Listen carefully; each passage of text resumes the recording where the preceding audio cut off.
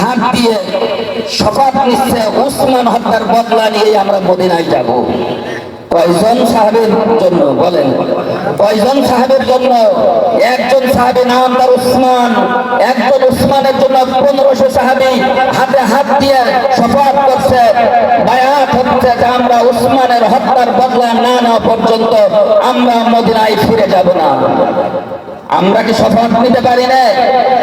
আমরা কি শপথ নিতে পারি না যে আমার নবী ইজ্জতের হিফাজত না হওয়া পর্যন্ত আমরা শপথ করছি জান দিয়ে মাল দিয়ে যারা রসুলের বিরুদ্ধে কটূক্তি করবে, রসুলের আদর্শ নিয়ে উপহাস করবে, তাদেরকে আমরা প্রতিশোধ না নেওয়া পর্যন্ত আমরা ঘরে ফিরব না। সম্মানিত উপস্থিতি, হুদায়বিয়ার সন্ধি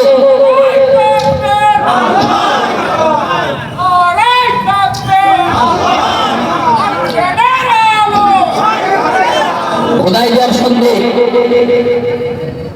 সন্ধিনামা চুক্তি হচ্ছে। হযরত আলীকে বলা হলো, আলী তুমি লেখো। হযরত আলীকে লেখার দায়িত্ব দেওয়া হলো। একটু বুঝি মূল পয়েন্ট। হযরত আলী লিখলেন, হাযা মা কদা মুহাম্মাদুর রাসূলুল্লাহ সাল্লাল্লাহু আলাইহি সাল্লাম।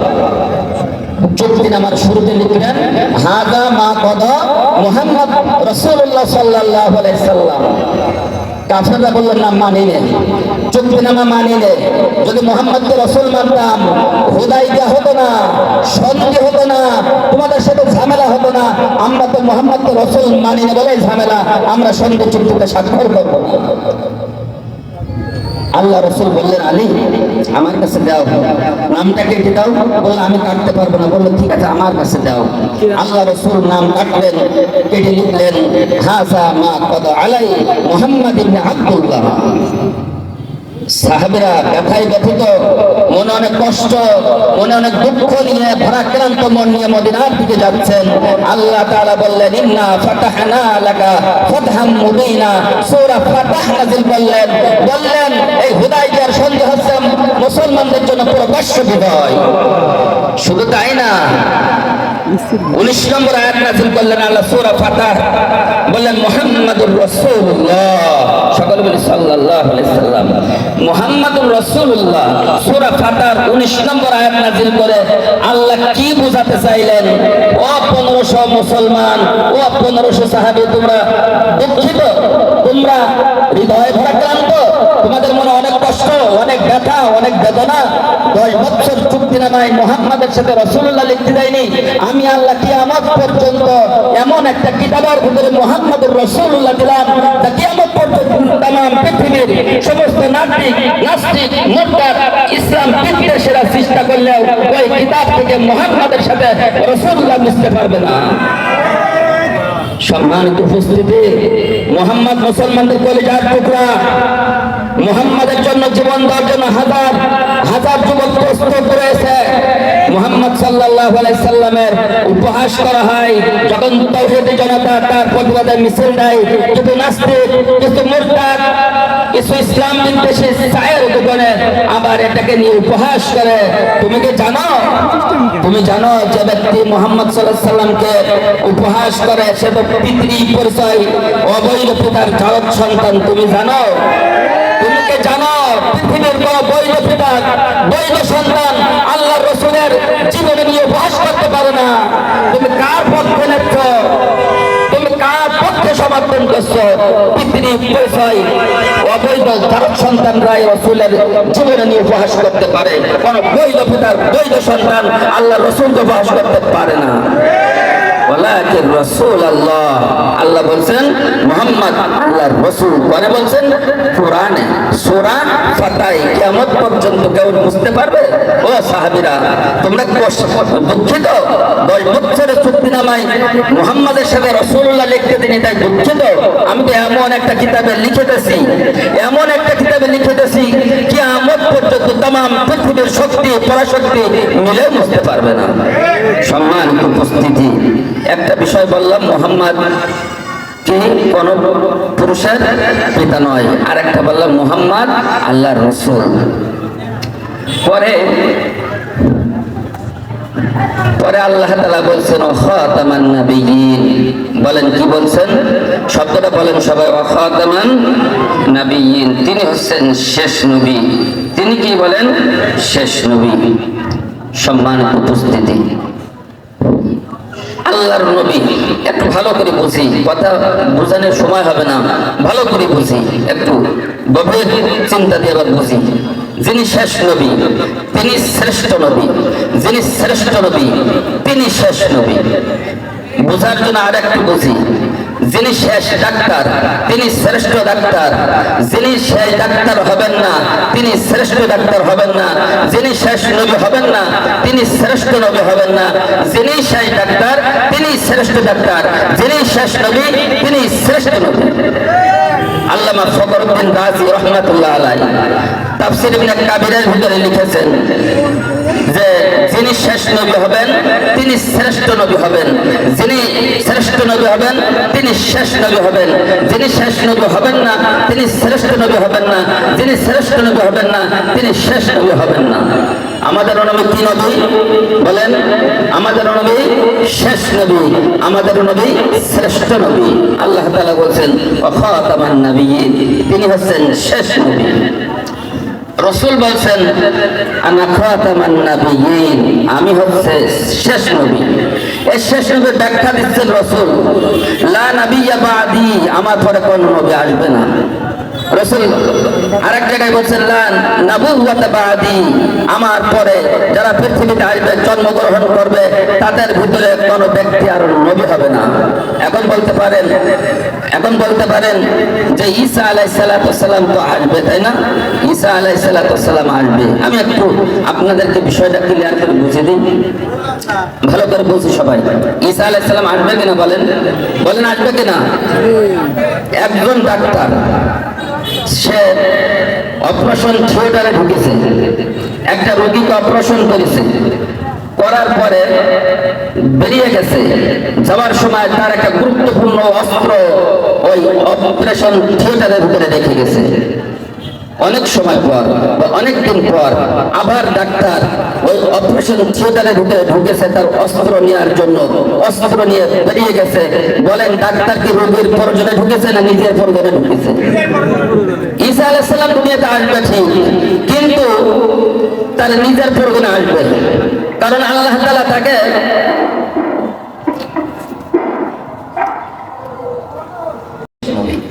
শেষ নবী। ভালো করে বোঝানা, খাতামুন নাবিয়িন লা নাবিয়্যা বাদি, আমি শেষ নবী, আমার পরে কিন্তু কোনো নবী নেই। আল্লাহ বলেছেন যে তিনি শেষ নবী। একটু ভালো করে বুঝি, অল্প সময়ের ভিতরে আল্লাহ রসুল হাদিসের ভিতরে বা হাদিসের আলোকে আল্লাহ রসুল 3 শ্রেণীর মানুষকে দাজ্জাল বলেছেন। কয় শ্রেণীর মানুষকে? এটা ভালো করে বুঝছেন। আপনি কার পক্ষে আছেন? দাজ্জালের পক্ষে আছেন না আল্লাহ রসুলের পক্ষে আছেন না ইসলামের পক্ষে আছেন না কোরআনের পক্ষে আছেন? এটা আপনার বুঝ করতে হবে, এটা আমার বিষয় না। ভালো করে বুঝছেন, রসুল 3 শ্রেণীর মানুষকে দাজ্জাল বলেছেন। একবার সংক্ষিপ্ত আকারে বলে যাচ্ছি। 1 নম্বর খোদা হওয়ার দাবিদার, 2 নম্বর নবী হওয়ার দাবিদার, 3 নম্বর বেদাতি। আবার বুঝি, 1 নম্বর খোদা হওয়ার দাবিদার, 2 নম্বর প্রত্যক্ষ নবী হওয়ার দাবিদার, 3 নম্বর পরোক্ষ নবী হওয়ার দাবিদার। আবার বলছি, 1 নম্বর খোদা হওয়ার দাবিদার, 2 নম্বর ডাইরেক্ট নবী হওয়ার দাবিদার, 3 নম্বর ইনডাইরেক্ট নবী হওয়ার দাবিদার। আবার বলছি, 1 নম্বর খোদা হওয়ার দাবিদার, 2 নম্বর প্রকাশ্যে নবীর দাবিদার, 3 নম্বর অপ্রকাশ্যে নবীর দাবিদার। আপনি কোন পক্ষে যাবেন বলেন? 3 পক্ষের কোন পক্ষে যাবেন? 1 নম্বর হচ্ছে যিনি খোদাই দাবি করবেন। ঈসা আলাইহিস সালাম যখন এই পৃথিবীতে আসবেন তিনিও আসবেন, তিনি 40 দিন অবস্থান করবেন। তার 2টা চোখ খোলা হবে, একটা চোখ অন্ধ হবে, 2 চোখের মাঝখানে কাফের লেখা থাকবে। তিনি 40 দিন অবস্থান করবেন। প্রথম দিন আমাদের দিনের হিসাবে 1 বছর হবে, দ্বিতীয় দিন আমাদের দিনের হিসাবে 1 মাস হবে, তৃতীয় দিন আমাদের দিনের হিসাবে 1 সপ্তাহ হবে, বাকি 37 দিন প্রত্যেক দিনের সমান হবে। এই হিসাব করে তিনি 14 মাস 14 দিন এই পৃথিবীতে অবস্থান করবে। তিনি বিভিন্ন শক্তি দিয়ে মানুষকে তার পক্ষে ডাকবে। তার মূল যে শক্তি থাকবে গান বাজনা, বাদ্যযন্ত্র, এই বাদ্যযন্ত্র গান দিয়ে সে মানুষকে আকৃষ্ট করে তার দিকে দাওয়াত দেবে যে আমি খোদা। সে মানুষকে জীবন দান করবে, বিভিন্ন কায়দায় সে মানুষকে তার দিকে আনবে। হাজার হাজার লাখে লাখ কোটি কোটি মানুষ তার দিকে ধাবিত হবে। এখন আপনি বলবেন যে একজন কানা মানুষ, চোখ খোলা মানুষ, কপালে কাফের লিখা মানুষ, গান বাজনা থাকবে তাও মানুষ যাবে। আমি আপনার বলি, যদি বারোপুতা বাজারে একজন ন্যাংটা বাবা আসে, সব আগলা থাকবে, তাও মানুষ তার দিকে যাবে আর বলবো ওর ভিতর মাল আছে। বলবে, বলবো ওর ভিতর কি আছে? বলেন মাল আছে। বারোপুতা বাজারে যদি একজন ব্যক্তি ন্যাংটা অবস্থায় কিছু ছেগল গাই দেওয়া থাকে, তাও ছেগল বাবা নাম হবে, তারও লোক হবে, বলবো ওর ভিতর মাল আছে। মাল তো সব আগলা, তাও বলবে মাল আছে। বুঝছেন? বাদ্যযন্ত্র দিয়ে মানুষকে ধাবিত করবে, এটা আশ্চর্য লাগছে।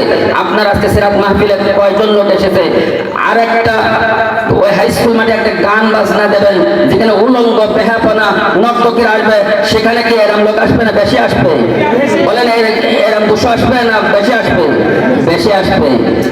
মধুবয়াতি, ভালো করে বুঝছি, মধুবয়াতি, সম্ভবত মধুবয়াতির মেয়ে মমতাজ বয়াতি।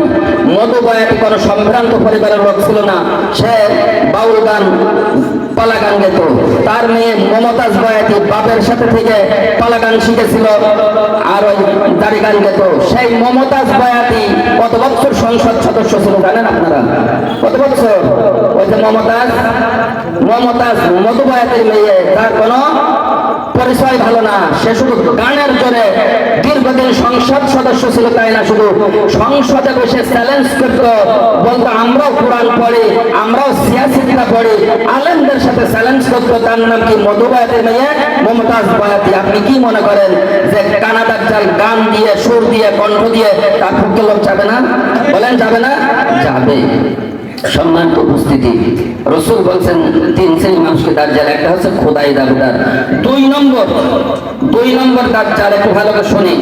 আল্লাহ রাসূল বলছেন লা তাকুমুস সাআ, কিয়ামত ততক্ষণ পর্যন্ত হবে না, হাত্তা ইয়াবাসু দাজ্জালুনা কাযাবুন করিবান মিন সালাসিন, যতক্ষণ পর্যন্ত প্রায় 30 জন মিথ্যাবাদী দাজ্জালের আবির্ভাব না হবে, ততক্ষণ পর্যন্ত কিয়ামত হবে না। রাসূল বলছেন কুল্লুহুম ইয়াসআমু আন্নাহু নবী, তারা প্রত্যেকে নিজেকে নবী দাবি করবে। কতজন? প্রায় 30 জন। পরে আরেকটা হাদিসে আল্লাহ রাসূল বলেছেন যে ইয়াকুনু আখির জামান, রাসূল বলেছেন সায়াকুনু ফি উম্মতি কাযাবুনা সালাসুন। রাসূল বলেছেন যে, এখানে বলেছেন যে 30 জন, আগের হাদিসে বলেছেন প্রায় 30 জন, এই হাদিসে বলেছেন 30 জন। 30 জন মিথ্যাবাদী দাজ্জালের আবির্ভাব না হওয়া পর্যন্ত কিয়ামত হবে না। ওই দাজ্জালের পক্ষে লোক যাবে কিনা বলেন? ওই 30 জন, মনে করেন একজন ইয়াবাখো হঠাৎ করে বারোপুতা বাজারে এসে বললো আমি নবী, এগুলো না, এগুলো হতে পারে, কিন্তু প্রকৃত যাদের অনুসারী হবে, যাদের প্রতি মানুষ বিশ্বাসী হয়ে দল তৈরি হবে, তারা হবে 30 জন মিথ্যাবাদী দাজ্জাল। এই মিথ্যাবাদী দাজ্জালের সব শেষ যে মিথ্যাবাদী দাজ্জাল, তার নাম কি বলেন? বলেন কাদিয়ানি। বলেন কি তার নাম কি? কাদিয়ানি। কাদিয়ানি কি নবী না দাজ্জাল? বলেন রাসূলের ভাষায় কাদিয়ানি কি? দাজ্জাল। আমার সাথে সবাই বলেন নবীর পরে নবী নেই। আমি বলবো, আপনারা বলবেন নবীর পরে নবী নেই, নবীর পরে নবী নাই, সংসদে আইন চাই। আপনারা বলবেন, আমি বলবো নবীর পরে নবী নাই, আপনারা বলবেন সংসদে আইন চাই। বলেন নবীর পরে নবী নাই, নবীর পরে নবী নাই, সংসদে আইন চাই, নবীর পরে নবী নেই। কাদিয়ানের দেশে থাকবে, কোন সিস্টেমে থাকবে? হিন্দু তার হিন্দু পরিচয় দিয়ে বাংলাদেশে থাকে, ঠিক কিনা বলেন? খ্রিস্টান তার খ্রিস্টান পরিচয় নিয়ে বাংলাদেশে থাকে। বিভিন্ন ধর্মের মানুষ বাংলাদেশে বসবাস করবে, তার ধর্মের পরিচয় দিয়ে। সে তো মুসলমান পরিচয় থাকতে পারবে না, পারবে কি? তো কাদিয়ানি যেহেতু কাফের, আমি বলবো কাফের, আপনারা বলবেন কাদিয়ানি কাফের। বলেন কাফের, কাদিয়ানি কাফের। এই কাদিয়ানি বাংলাদেশে থাকবে কি পরিচয় দিয়ে? কাদিয়ানি পরিচয় দিয়ে, কাফের পরিচয় নিয়ে। আমাদের দীর্ঘ স্বাধীনতার পর থেকে, বাগের থেকে বাংলাদেশের আলেমরা বারবার আন্দোলন করে আসছে যে আমরা সংসদে আইন করতে হবে, কাদিয়ানিরা তাদের কাদিয়ানি পরিচয়তে থাকবে, তারা মুসলিম জামাত, আহমদিয়া জামাত বিভিন্ন নাম দিয়ে তারা মুসলিম উম্মাহকে পথভ্রষ্ট করছে, ক্ষতিগ্রস্ত করছে, জাহান্নামী করছে। তাদের রাষ্ট্রীয়ভাবে কাদিয়ানিদেরকে কাফের ঘোষণা করা হোক। আপনারা জানেন 7 বছর ধরে আমার ভাই রক্ত দিয়েছে, 7 বছর ধরে আলেম ওলামা রক্ত দিয়েছে। তাদের 13টা দফা ছিল, তার ভিতরে একটা দফা ছিল কাদিয়ানিকে রাষ্ট্রভাবে কাফের ঘোষণা করতে হবে। এই মুসলিম দেশে 95% মুসলমান যেখানে বাস করে, সেখানে কাফের দাজ্জালকে রাষ্ট্রভাবে কাফের ঘোষণা করার জন্য আমার ভাই রক্ত দিয়েছে। আমরাও রক্ত দেব, আমরাও রক্ত দিতে চাই, কিন্তু নবীর পরে কোন নবী এই বাংলাদেশে ভণ্ড নবী দাজ্জালের কোন অস্তিত্ব থাকবে না। আমরা মামুনুল হকের সাথে একাত্মবাদ ঘোষণা করছি। মামুনুল হক, আপনি যেখানেই থাকেন, কাদিয়ানীদেরকে রাষ্ট্রভাবে কাফের ঘোষণা করতে হবে। আপনার সাথে আমরা একাত্মবাদ ঘোষণা করছি। সম্মানিত উপস্থিতি, কতদিন বা বাঁচবো বলেন? কয়দিন বাঁচবো আমরা যদি একটু ঈমান নিয়ে বাঁচতে পারি, যদি আমরা একটু রাসূলের ভালোবাসা নিয়ে বাঁচতে পারি, যদি আমার পরকালে জান্নাত হয়ে যায়। সম্মানিত উপস্থিতি, আলোচনা কিন্তু অনেক ছিল, করতে পারলাম না কারণ সময় সংক্ষেপ। 3 নম্বর দাজ্জাল হচ্ছে বেদাতি। 3 নম্বর দাজ্জাল কি বলেন? বেদাতি। যারা বেদাত করে, মাজার পূজা, মাজারে শিরক, ভণ্ড পীর, ভণ্ডামি করে, বিভিন্ন কায়দায় যারা মুসলিম উম্মাহকে ক্ষতিগ্রস্ত করে, মাজারে সিজদা হয়, মাজারে মদ, ইয়াবা, গাঁজা, ফেন্সিডিল, নারী পুরুষ অবাধ মেলামেশা চলে, ইসলামের নামে ইসলামকে বিকৃত করে, কোরআনের নামে কোরআনকে বিকৃত করে, হাদিসের নামে হাদিসকে বিকৃত করে। এরা হচ্ছে 3য় শ্রেণীর দাজ্জাল। এই 1ম শ্রেণীর দাজ্জাল হচ্ছে খোদা হওয়ার দাবিদার, 2য় শ্রেণীর দাজ্জাল নবী হওয়ার দাবিদার, 3য় শ্রেণীর দাজ্জাল হচ্ছে এই ভণ্ড পীর কবর পূজারীরা। আল্লাহ তাআলা আপনাকে, আমাকে, আমাদের সবাইকে ঈমান নিয়ে বাঁচার তৌফিক দান করুন। সবাই বলে আমিন। আলহামদুলিল্লাহ।